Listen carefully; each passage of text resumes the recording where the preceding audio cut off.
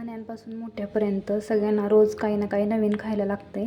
चला तर आज आपण झटपट अशा पद्धतीने मेंदू वडा करूया. चला तर आपल्या वड्याच्या रेसिपीला सुरुवात करूया. वडा बनवण्यासाठी मी इथं 1.5 वाटी उडदाची डाळ घेते.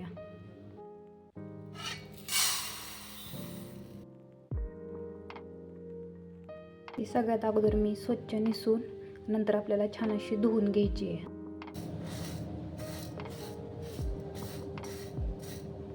ही घरगुती डाळ असल्यामुळे याला थोडे थोडे टरफाले, याला काहीच प्रॉब्लेम होत नाही टरफाले असले तरी. फक्त ते थोडंफार खडे कचरा असेल तर आपण तो काढून टाकायचा.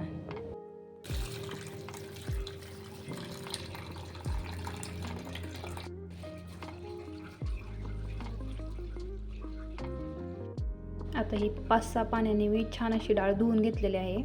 आता याच्यावर आपल्याला झाकण ठेवून ही ते 4 ते 5 तास छान अशी भिजवून द्यायची आहे. नंतर आपल्याला ही मिक्सरमधून काढून घ्यायची.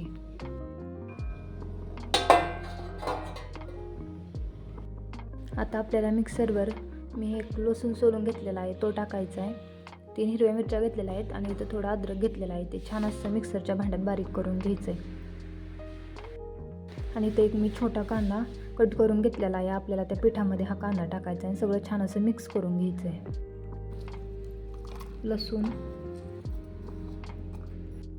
3 हिरव्या मिरच्या घेतलेल्या आहेत त्या टाकायच्यात. अद्रक,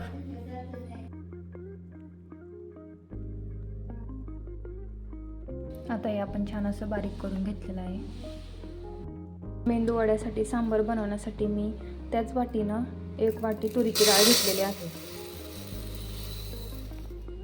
जर तुम्हाला पित्ताचा त्रास असेल तर तुम्ही मुगाची डाळ पण घेऊ शकताय. तर ही डाळ आपल्याला छान अशी स्वच्छ निसून आणि धुवून घ्यायची आहे. मेंदू वडा सोबत खाण्यासाठी आपल्याला सांबार करायचा आहे. त्यासाठी मी तर कुकर मांडलेला आहे.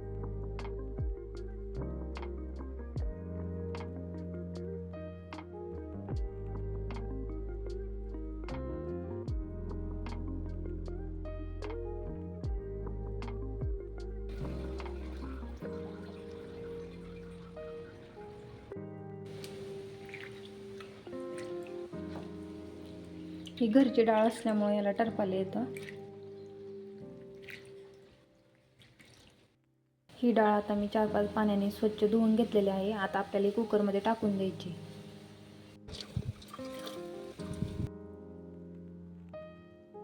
सगळी डाळ टाकून घेतल्यानंतर ह्यामध्ये मी अर्धी पळी तेल टाकते.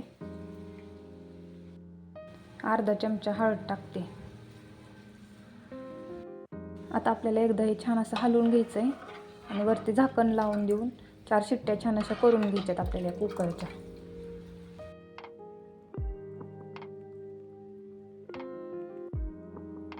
सांबार बनवण्यासाठी तर आपल्याला चिंच लागणार आहे. ते आपल्याला छान अशी पाणी टाकून भिजवत ठेवायची. आपल्याला सांबार बनवण्यासाठी तर गूळ पण लागणार आहे. त्यामध्ये मी पाणी टाकून छान असं त्याला भिजवत ठेवायचं आहे. इथं मी 1 लसूण घेतलेला आहे. तो छान असा आपल्याला सोलून बारीक बारीक कट करून घ्यायचा आहे. इथं मी 2 कांदे घेतलेले आहेत. ते आपल्याला उभे कट करून घ्यायचे आहेत. इथं मी खोबरं घेतलेलं आहे. ते छान असं खिसून घ्यायचं आहे. इथं टोमॅटो एक घेतला आहे. त्यातला अर्धच लागणार आहे. ते बारीक बारीक कट करून घ्यायचं आहे. आणि आपल्याला इथं मी थोडासा कढीपत्ता घेतलेला आहे. हा वाळलेला कढीपत्ता आहे, म्हणजे कधी पण वापर होतो त्यासाठी. तर झटपट अशा पद्धतीने सगळं बारीक करून घेऊया. सांबार बनवण्यासाठी मी इथं 1 लसूण छान असा कट करून घेतलेला आहे. 1 कांदा छान असा कट करून घेतलेला आहे आणि थोडा तुकडा खोबऱ्याचा खिसून घेतलेला आहे आणि अर्धा टोमॅटो कट करून घेतलेला आहे. माझ्याकडे आता सध्या भोपळा आणि शेवग्याची शेंग नव्हती, त्यामुळे मी आता जे अवेलेबल आहे त्यात छान असं सांबार बनवते. आपली डाळ छान अशी शिजून निघलेली आहे. आपण 4 शिट्ट्या देऊन ती शिजून घेतलेली आहे. आता आपण आपल्या सांबार बनवायला सुरुवात करू. मी कुकरमध्ये सांबार करणार आहे, त्यामुळे मी या पातेल्यात डाळ काढून घेतलेली आहे. सांबार बनवण्यासाठी तर मी कुकर गरम करायला मांडलेला आहे. यामध्ये मी 2 पळी तेल घालते.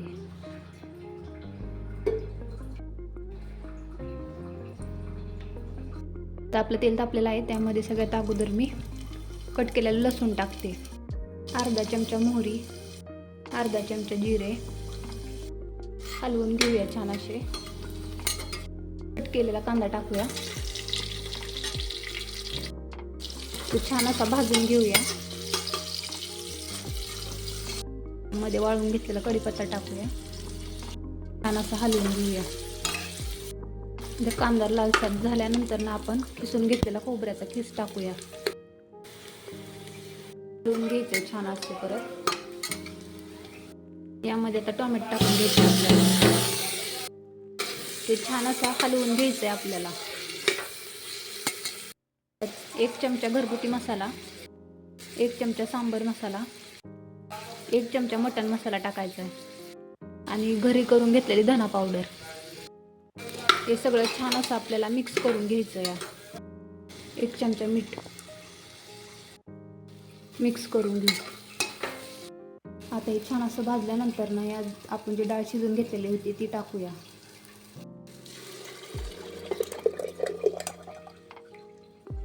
सांबरला छान अशी उकळी आल्यानंतर ना आपल्याला जे आपण चिंच पाणी आणि गुळ भिजवत ठेवलेलं होतं हे त्यामध्ये टाकून घ्यायचं आहे.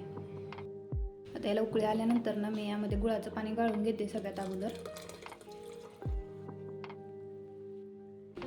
त्यानंतर मी इथं चिंच पाणी गाळून घेते. आता याला छान अशी उकळी येऊ द्यायची अजून एकदा. छान असं हलवून घ्यायचं याला. मस्त असं आपलं आंबट गोड सांबर तयार झालेलं आहे. मेंदूवड्यासंग खाण्यासाठी मी इथं चटणी बनवण्यासाठी ओलं खोबरं घेतलेलं आहे. 1 लसणाची कुडी सोलून घेतलेली आहे. 6-7 हिरव्या मिरच्या घेतलेल्या आहेत. मीठ टाकलेलं आहे. अर्धा चमचा जिरे टाकलेले आहेत आणि ते छान असं बारीक करून घेतलेलं आहे. आता याला आपल्याला छान अशी फोडणी द्यायची आहे. चटणीला फोडणी देण्यासाठी मी इथं 1 पळी तेल टाकते. अर्धा चमचा मोहरी टाकते. अर्धा चमचा जिरे टाकते आणि हे माझ्याकडे वाळलेले कढीपत्त्याचे पानं होते ते मी 2-4 टाकते. आपण जे खोबरं ते कुटून घेतलेलं होतं ते ह्याच्यात टाकायचे. छान असं हे छान असं हलवून घ्यायचं आहे. त्यानंतर आपल्याला यामध्ये थोडंसं पाणी टाकायचं. अर्धा ग्लास आपण पाणी टाकलं तरी चालतं. अर्धा ग्लास पाणी टाकून घेऊया. हे छान असं मिक्स करून घ्यायचंय. हे छान असं मिक्स करून घ्या. चटणीला उकळी आल्यावर आपल्याला गॅस बंद करून टाकायचा आहे. आता याला उकळी आलेली आहे. मी गॅस बंद करते. आपली उडदाची डाळ छान अशी भिजून निघलेली आहे. आता चला आपण मिक्सरवरती छान अशी बारीक करून घेऊ. सगळ्यात अगोदर यातलं आपण पाणी काढून घेऊ. यातलं मी सगळं पाणी आता काढून घेतलेलं आहे. मिक्सरवरती बारीक करून घेऊ. डाळ टाकताना पाण्याचा अंदाज असा ठेवायचा की त्यात डाळ छान अशी बुडून निघल. मग त्यावरती आपण बारीक करायला सुरुवात करायचं.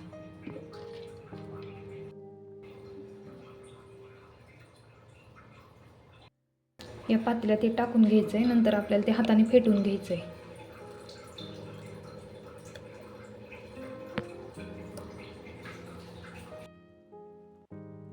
त्याच प्रमाणामध्ये आपल्याला सगळं हे बारीक करून घ्यायचंय.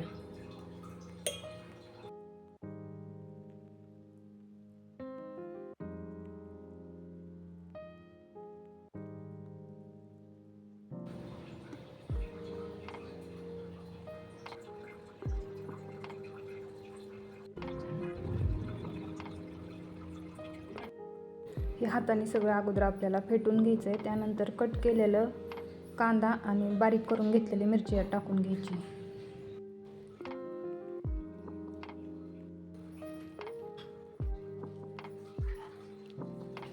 आता हे छान असं फेटून घेतल्यानंतर ना यामध्ये मी कांदा टाकते. घेतलेली मिरची टाकून घेऊया. यात अर्धा चमचा मीठ टाकून सगळं मिक्स करून घेऊ. ते सगळं मी छान असं मिक्स करून घेतलेलं आहे. आता मी इथं आपला मेंदूवडा तळून घेण्यासाठी कढई गरम करायला मांडलेली आहे. आता हे पाणी स्वच्छ धुतल्यामुळे कढई याच्यात पाणी आटल्यानंतर ना मी यामध्ये तेल टाकून घेते. तर यामध्ये मी तेल ओतून घेते तळण्यासाठी. आता मेंदूवडा बनवण्यासाठी आपल्याला ही पळी लागणार आहे, चाळणी लागणार आहे, ताट लागणार आहे आणि हा झाऱ्या लागणार आहे तळून घेण्यासाठी. या चाळणीवरती पेपर ठेवायचा म्हणजे लई आपले तेलकट राहत नाही, तर सगळं तेल याला निघून जातं, लगेच दुसऱ्या भांड्यात काढून घेता येतं. हे बघा किती छान आपलं पीठ तयार झालं या पिटून घेतल्यामुळं. हे असं घ्यायचं आहे आपल्याला आणि या पळीवरती ठेवायचं आहे. त्याला असं मध्ये छिद्र करावून घ्यायचं आहे आपल्याला. याला छान असा आकार द्यायचा आहे आणि आपल्याला तेला सोडून द्यायचं आहे.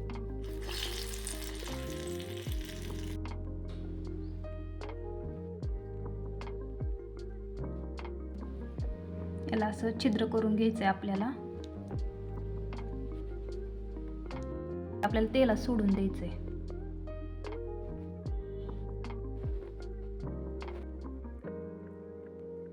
आता असे सगळे वडे आपल्याला सोडून छान असे तळून घ्यायचे आहेत.